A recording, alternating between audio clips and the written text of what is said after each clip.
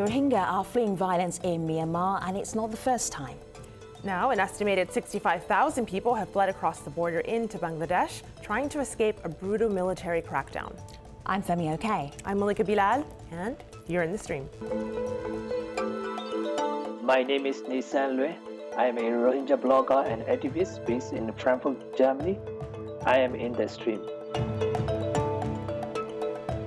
The military is engaged in what it calls a clearing operation in the northern Rakhine region after an attack on an outpost killed 9 police officers 3 months ago. Survivors are telling chilling stories of rape, killings and the destruction of their villages. An estimated 300 to 500,000 refugees are living in camps in Bangladesh. That's according to Amnesty International.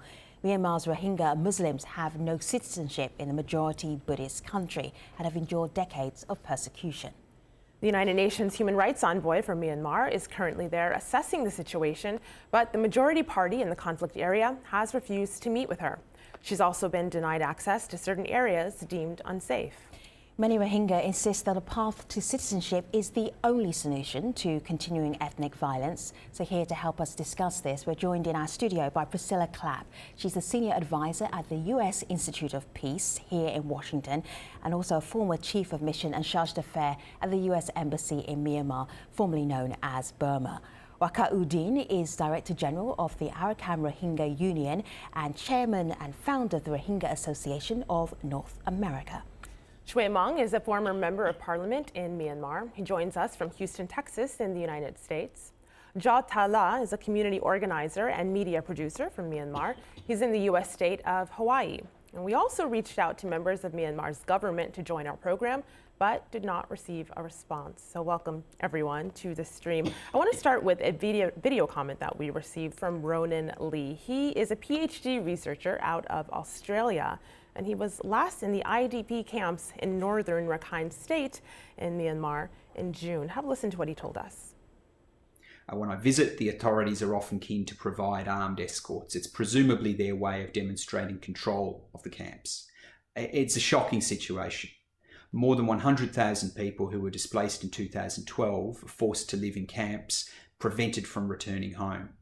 Others who have managed to stay in their own homes are locked down in an urban ghetto.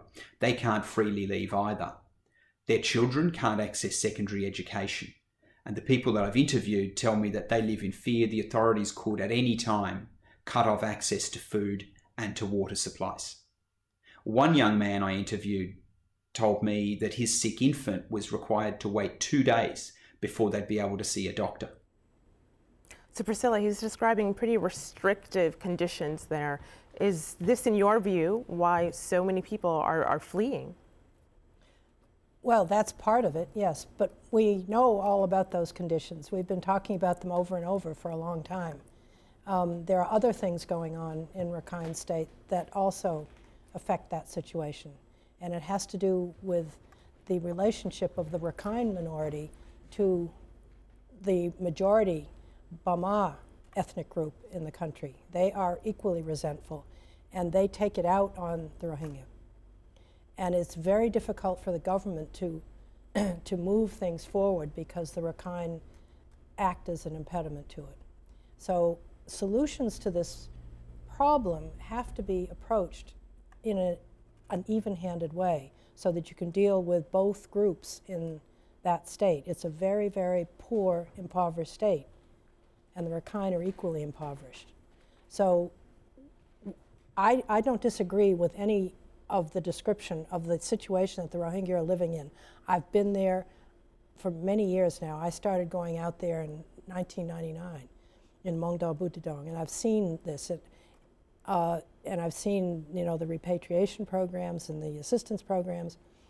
What's happening now is quite a new situation because so many things have changed in the country. We can go into that in the course of this conversation. I don't want to, take too much time right now on it, but there are many, many changes that are making the situation the crisis that it is today.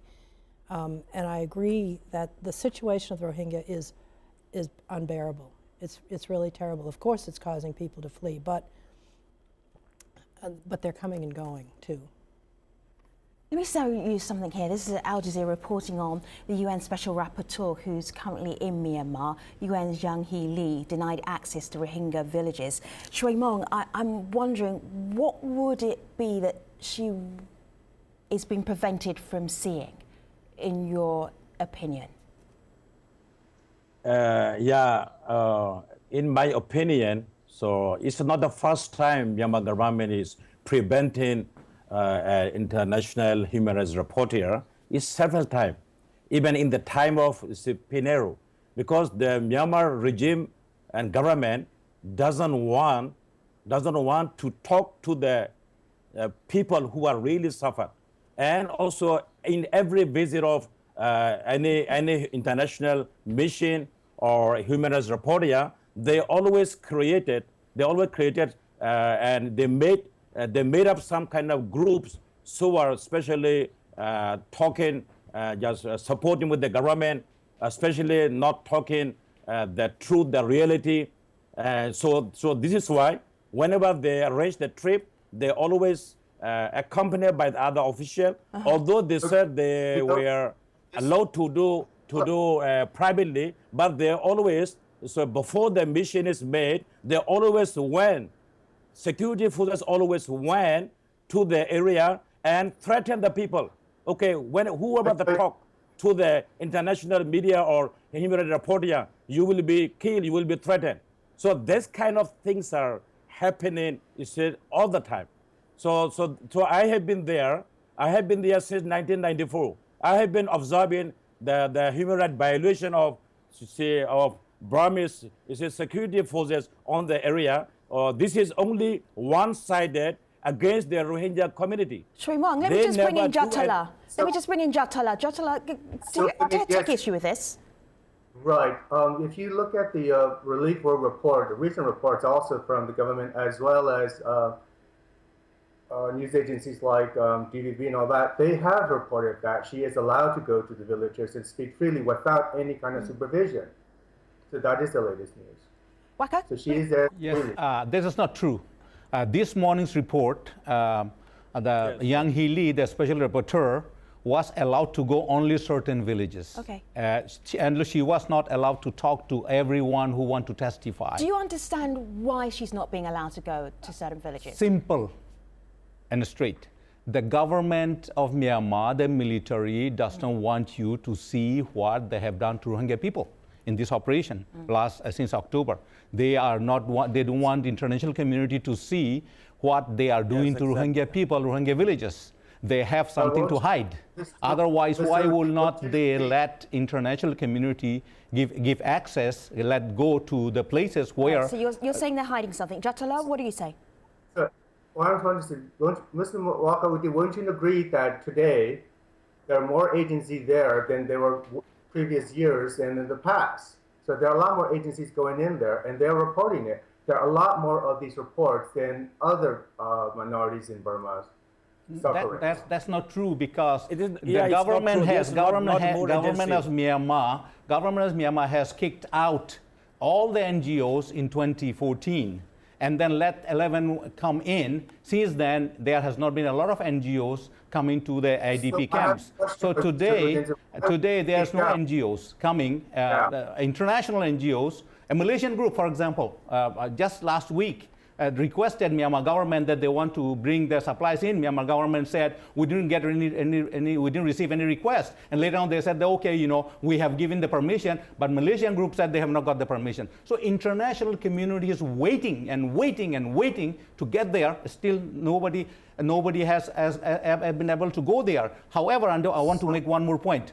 The minister of Rakhine State has went to Naypyidaw, said that they have given supplies to all people of northern Rakhine State, but not a single Rohingya family received any supplies. That's all they are giving to Buddhist Rakhine, but giving the misinformation to capital city, Aung San Suu Kyi and the capital city. And Aung San Suu Kyi need to look at this report carefully, because these reports are coming from the ground is not correct. Well, speaking of reports that are coming from the ground, it's been notoriously difficult to speak to people who are actually in Myanmar. So we're mostly speaking to people in the diaspora who say that they are hearing from family members and friends via Skype, via WhatsApp, via messages. This is one of those messages. This is Sue, and of course we can't independently verify this. Sue says Rohingya in one district in Rakhine feel unsafe of their lives and want to leave, but the border is closed. How can the Rohingya survive here? But to an earlier point made by Priscilla at the very top of this show, this is a tweet that Op Rohingya says, every 6 months to a year, we're asked for our thoughts. If the world doesn't act, we'll be having the same discussion in 6 months. Priscilla, earlier, you mentioned that it wasn't new, what the video commenter described. So what is new about this situation? What's changed? Has there been any movement in the last few months? Well, what I think is the most serious problem now is the attack from outside that happened in October. This is a new element that has unnerved the government, particularly the military. No, Miss Priscilla, I don't agree with you. This is not the new thing. The new thing is just Myanmar government want to accelerate their what you call the genocide. When you have a jihadi movement that is funded out of Saudi Arabia and other parts of the Middle East, and comes in and starts training local people in violent opposition. Into the issue Can I finish? Has that been confirmed? Oh, yes. If I can interject, there's a lot of confusion over that. First, Myanmar government said Akamul Mujahideen was the group behind it. Now later they said Al-Yaqin was behind it. And now they themselves, the insurgents themselves said that. Choi Mang, I know what you're saying is important. Also, Wakar is also saying something important. If I can just hear you one at a time, and then we can all hear you. So just hold tight for a moment. So yes, so there's a conflicting reports from Myanmar government and Al-Yaqin, Akamul Mujahideen. And now the insurgents themselves, we've seen the video, said that they are not supported by any outside group. But that's what they claim. Myanmar government claims that they came from outside group. So there has been a lot of confusion. Nobody can substantiate this one way or the other. But the point is, this insurgency has planted a seed. We have been telling Myanmar government for a long time that this radicalization would start. Can I show you something? It might help our audience, because our audience who are not seeing every little step that's happening in Myanmar. Every now and again it flares up and then it's in the news, and then we follow it for a little bit and then it drops away. I want to show you some pictures of Google Earth, and you're going to see two different locations. One prior to last November, and then last November when there was what's the word here? A clearing operation is the word that's been used. Okay, and then another one of another area, and then after the clearing operation. Take a look at these pictures. They're quite extreme. And another village there, and then you see after the clearing operation. This is dramatic. Priscilla, when you look at that, that's dramatic. One of the cries for how do we make this a more equitable situation for the Rohingya is citizenship. Could citizenship have stopped those villages from being burnt down? No. How was because the military has used exactly the same tactics in the East in fighting the armed ethnic groups in the East. They go in, it's called the four cuts. Yes. They go in and they completely burn the villages, and they rape the women and send the people out to destabilize them, so there is not a support base for an armed insurgency. Right. And so what I was trying to say earlier is the arrival of an armed insurgency among the Rohingya has created the justification for the military to start using its four cuts strategy against them, which calls for burning villages and making people, destabilizing people, and removing the support base for an armed insurgency. And that is a new situation. It didn't exist before. If I could interject, the citizenship you just brought up, the citizenship is the pathway to citizenship through NVC, a verification process. It's a trap. I hear you. I'm going to come to you straight away. Hold on. So this pathway to citizenship is a deception. Yes. It's a verification process leading to naturalization. Rohingya people has already citizenship. Since 1947, NRC card, right? NRC National Registration Certificate, Thung Khao Sho, and then they are given white cards. They are able to vote with those white cards. What else do you need? Why do the government of Myanmar need to reinvent the wheel with NVC card and naturalization of the people who have been already citizens, bona fide citizens from Myanmar? So my suggestion is, do not go ahead and make a new thing. Just work on what we already have, which is NRC. And then we can start from there. Jotala, go ahead. What did you want to add? I want to go back to what Ms. Clapp was saying. What the situation that's going on with the insurgents, she is right that this one, what is new is we do have a more powerful outside force coming in. And like Ushiman was saying, it is not new. He is correct as well. It has been going on for a long time, this rebellion. And this one, like Ms. Clapp said, it's more so with the international forces coming in, it's make it stronger. Now, you asked about citizenship. Will it solve the problem? No, it will not solve the problem. People have had citizenship for a long time. And Mr. Walker Udin mentioned something about a white card. Another thing we don't talk about here, and we're missing here, I think, is corruption. White cards were issued at a time there was a huge corruption in Burma. And that needs to be addressed as well. Incorrect. No, I don't agree. The corruption is not only in the Rakhine State. It is not corruption. It was systematically given by the government. It was started in 1940s, white cards. So Waka, Jotala, listen to you. So let's hear about Sri Mong. Jotala, can you just finish up quite swiftly? Because we're going to move on. Okay, after Jotala, okay, let me comment. Citizenship, even Mr. Look at the panelists there, Mr. Uding and Mr. Shrema, were part of the Burmese pantheon.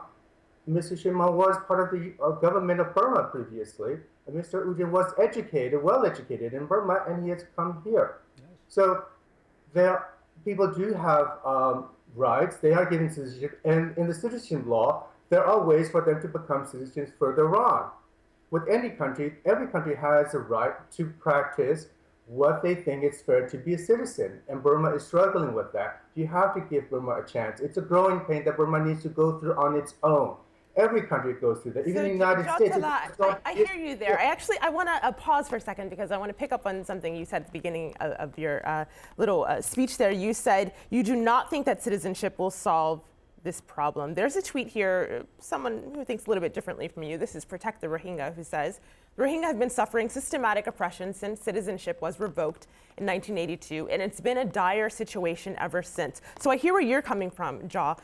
Shui Mong, I want to direct this one to you because the last time you were on our show, you were representing Parliament. You were a member of Parliament. You told our producers ahead of the show that you weren't allowed to run for re-election because your citizenship status was being questioned. Explain for us. In fact, being a sitting member of Parliament, I was brought for re-election illegally. So we have to look at now Myanmar law. So in Myanmar laws, 1982 citizenship law and previous 1948 law, according to all laws, all Rohingya are full-fledged citizens. But the thing is, whenever they want, they say you are citizen. When they don't want, they say you are not citizen. My father was a highly decorated police officer. I was elected in 2010. I passed through all the requirements of the Myanmar government or immigration. How come, you see, in 2015, it was changed? So this is not a change. I think this is just attack on my voice for Rohingya, on my human rights activity for Rohingya. So that denial of my candidacy for re-election is, I would say, this is a call, this is a warning for international community that Myanmar government is making genocide. So not only the people, you see, even they are not recognizing their own, you see, ethnic name, the Rohingya. And again, citizenship is... let me just bring in Priscilla because I have to share everything and we're getting to the end of the show. Can I also address that question? I'll tell you, guess what I really want to hear about is I want to hear about the way forward because certainly our online community... But it wasn't just Rohingya that couldn't run for the parliament. All Muslims were barred from running for the parliament. And there's a large Muslim population no, Ms. President, in the country. This is the one used by Myanmar government. because I think you are just talking what you heard from the Myanmar government, because it is not because not only the Rohingya Muslim in the Rakhine State target, also in the central Myanmar, they allow some Muslim, but not the majority. I have been telling always the government That's what I is just conducting. said. That's That's what I just said. You don't understand me. That's what she just said. Guess, hold Okay, tight for a moving moment. forward. Let me just, we've got a couple of minutes left. This is what I'm really interested in. Protect the Rohingya says this. So talking about how do you push forward, and they say that only if international pressure goes beyond statements and meetings. That's the only way to make progress. Priscilla? And how do you do that? What legitimate international pressure can be brought? You're a very experienced diplomat. Military force. Well, what's going on behind the scenes that maybe we're not seeing? Believe me, the diplomatic community is talking with the government all the time and pressuring them, pushing them to let the international community in, to let humanitarian assistance in, to allow transparency to what's happening there, to bring a process to bear on this that will give the Rohingya equal status in the country. That is happening all the time. There are ways to go forward on this issue. International pressure. There's a lot of things you can do, international pressure. First of all, sanctions. Those sanctions lifted by Europeans and United States government need to put back on and put in new sanctions, okay? And international community has not spoken in concert all the time in one voice, is scattered. So the international community need to come together and stand up to Myanmar government and firmly, and then isolate the government of Myanmar and the country. When was the last time you were in Myanmar? I was 2008. Okay, so if you're not living there and it's 8 years since you were there, it's easy for the diaspora to say sanctions.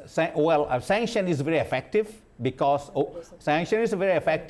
they feel the pinch. They pretend, government of Myanmar pretend to be defiant. Actually, they are not defiant. Now we have other things, blacklisting, okay, for the sanctioning the officials who are responsible for this, okay. And then we have to have international pressure. ASEAN country has moved very swiftly. Indonesia, Malaysia, Bangladesh, and that's very important that Let me hear the voice of the community and then international investment. I hear you, Malika.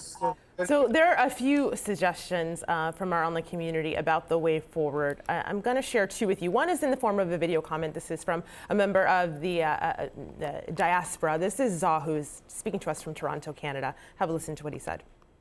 Security threat in the northern Arakan state is very valid.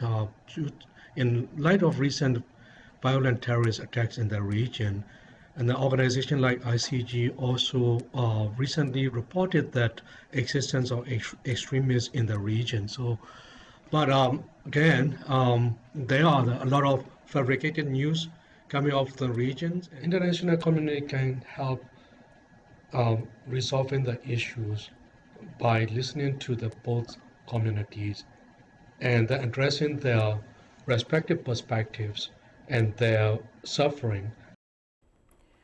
So in his view, and also raising a point that you raised earlier, Priscilla, that it is not just the Rohingya, in his view, that are facing issues in the country. That's what he wants us to focus on, the various disparate communities inside and outside of Myanmar. This is another person's view, though. This is Zahidul on Twitter, who says, 3 things must come together that may solve the crisis of the Rohingya. That's international pressure, that's Aung San Suu Kyi's sincerity, the leader of Myanmar, and resistance. Jaw, I want to get you in here for your thoughts on those 3 points, keeping in mind the video comment who says we need solidarity. Right. So moving forward, what we need is let's focus on different levels. The first level will be on the ground. What's happening there? That's the micro version of it, which is the economic prosperity. Both communities are despair. They don't have economic equality. That needs to be solved. Find ways of making both communities equal so they can both live. Frankly, they both all want to live in peace. No one's interested in all the politics. They want to feed their families. solve that, yes. Jotala, I'm just going to ask you just to pause for a moment because I have to take all of our guests online. So everybody watching, just stay with us if you can. Go to stream.aljazeera.com and we're going to pick up the conversation there. But for now, thank you for watching. See you soon.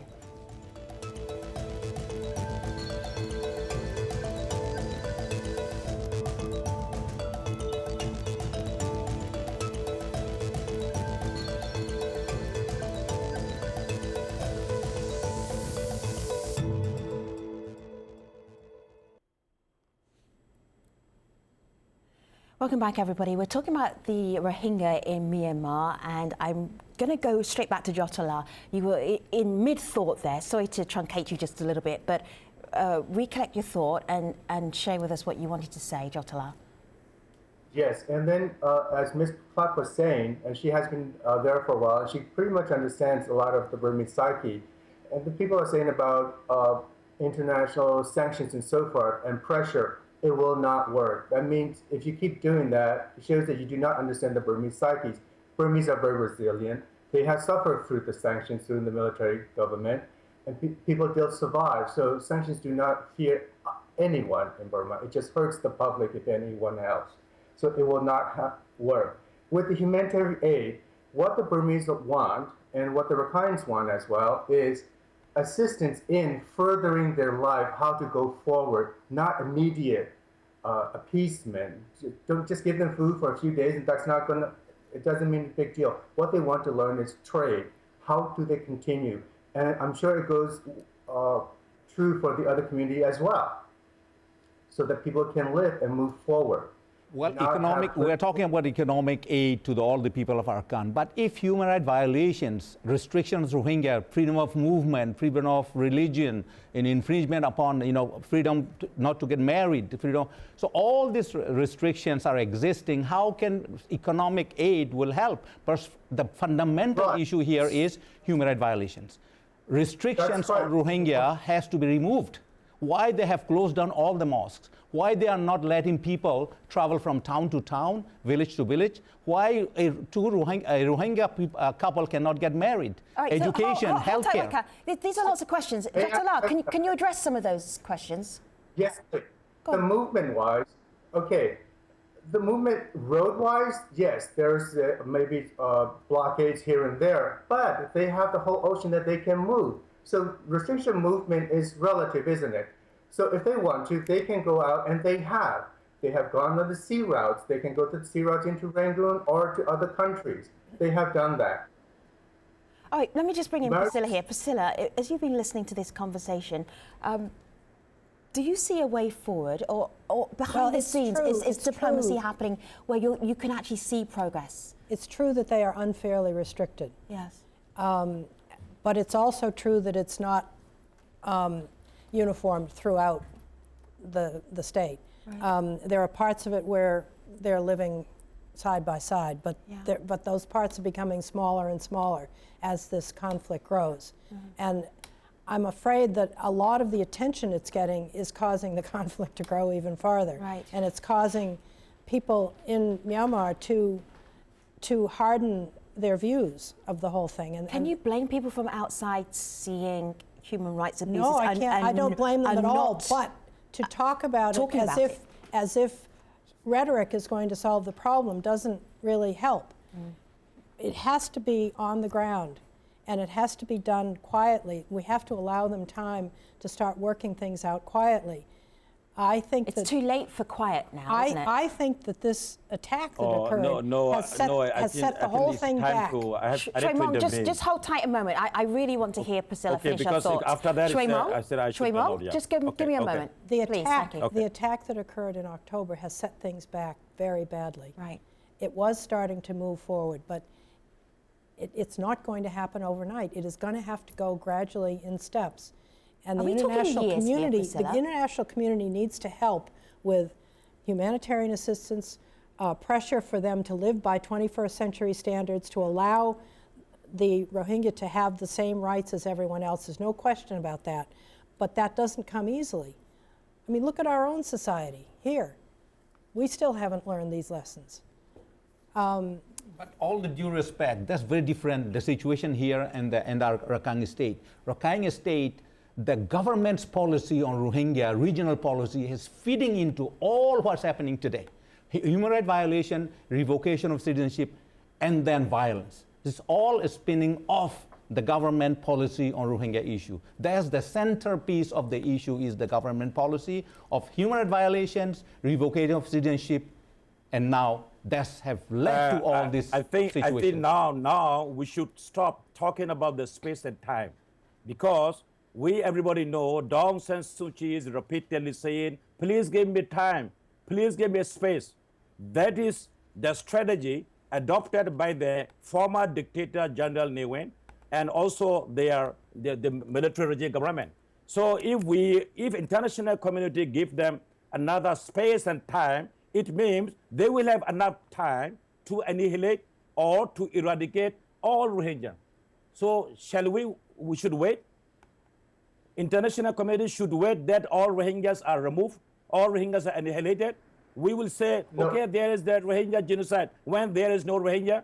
But we have to, so now we can see a lot of symptoms of genocide, a lot of symptoms of slow-burning genocide. So we need to stop now first. Then secondly, we have to focus on citizenship, maybe together. The foreign insurgency and then the time change, I think that is also propaganda, what government wanted since 2010. When you look at the October 9 attack, the weapon they used, or the thing, the sword they use is very old. We can easily figure it out. These are not sophisticated. You see, this is some emotional retaliation, because we should not forget Rohingyas are under, you see, several decades under severe human rights violation. Even an animal is cornered. I hear your points there, and I think that your first point that there is no time and the violence has to stop first. It's a point that resonates with people online. I just want to share this tweet, because we asked our community who asked us to do this show, we told them that officials from Bangladesh and Myanmar are discussing this Rohingya crisis in talks. And we want to know what they think of this and what they think will come out of this. This is Ritu. She says, I strongly believe if the talks are delayed in any way, the policies to tackle the situation are not strengthened, then there will be no major impact. Waqar Dean, I know that you're traveling to Malaysia for an OIC conference meeting about this. What do you expect to come out of it? Yes, OIC Council of Foreign Ministers, 57 foreign ministers from OIC countries will be convening on Rohingya issue, extraordinary session on the 19th of this month. This time, we expect OIC will be taking unconventional approach, all the member states. And ASEAN bloc has been quite aggressive. Unlike in the past, Malaysia, you have seen Malaysian Prime Minister have come to the street to protest about it. Bangladesh has spoken out. Indonesia is working. So ASEAN bloc has increased, standing up to Myanmar government, and we expect that ASEAN is going to be playing major role in OIC this summit, extraordinary session. OIC will be, we are hoping that we're expecting that, because the way it's going. OIC member states. And OIC is the Organization of Islamic Cooperation. OIC member states collectively and individually will be engaging with Myanmar government and collectively making strong demands, unusual demands to Myanmar government to reinstate this citizenship. We are expecting, but unusual demands get an unusual response? Or internal sources, through discussion from OIC, they are changing a strategy. So this is something going to be significant, because OIC never had an extraordinary session on Rohingya. This time is the only time. So now, what OIC is doing now is paving the way to upcoming UNGA resolution, General Assembly, and Human Rights Council, as United States Human Rights Council, United Nations Human Rights Council in Geneva. Okay, guess. I'm just curious. This is what is going to be, we're expecting out of OIC is going to be a very dramatic change. Yes. Let's wait and see. Give me a pause. Interesting. We may play this tape back to you. Malika, how many shows have we done about the Rohingya? Several. More than 3, I think. Probably. Maybe 4, possibly even 5. I think maybe 4. and we keep revisiting it several times a year. And I'm just curious as to, in a year's time, Priscilla, if you could look at where we are right now and then project forward, where do you think we'll be in a year's time? Your body language is not positive. No, it's not positive. I have no idea where we'll be in a year's time. Last year I would have said we would be moving forward, but I think we're moving backward now. So, you know, I can't tell you where it'll be in a year. 1 year's time, Jotala, where do you think we might be? Well, it is quite difficult to tell what the future is going to hold. Yeah. And I agree with her that we thought it will be much better now. It has not. This new violence that happened in October had put a wrench in the moving forward. Right. So, yeah, you know, this is what I feel. This is what I'm feeling that I'm getting for you, not a sense of great optimism apart from Waka Udin, who feels like there is some optimism. Let me just wrap up with Shui Mong, because we're almost out of time I here. want to make a statement with Aung San Suu Kyi. I'm going to ask you all, because I just wanted to get your thoughts on where do you think we might be. Shui Mong, where do you think we might be? Because then I'm going to just say, we're going to wrap it up for now. We will come back to this theme. So I know we will. I think that the next step for the Rohingya is, so international community must be able to adopt a concrete solution. So not only citizenship, that we should give enough pressure to the Myanmar military and government, civilian government, so that the persecution are stopped and there will be a safe place, a safe zone within Rakhine State. So let me justify my idea why. Because we want to live together with our Rakhine brothers. But I hear your wish we have list, been everybody. experiencing. I don't know whether you're going to get what you so want. they don't wish. So if this is going on, I think if we don't solve the problem, I expect in the coming next 1 year, half of the Rohingya population will be disappeared from the region. If we cannot adopt what you call an efficient, practical resolution. This is a very heavy show and a very heavy end to end on. This is where I will end it on, though, for now, guests. We could keep talking for 6 hours, and I know you will still have more to say. Thank you very much for being part of this program. Really appreciate it. Take care, everybody.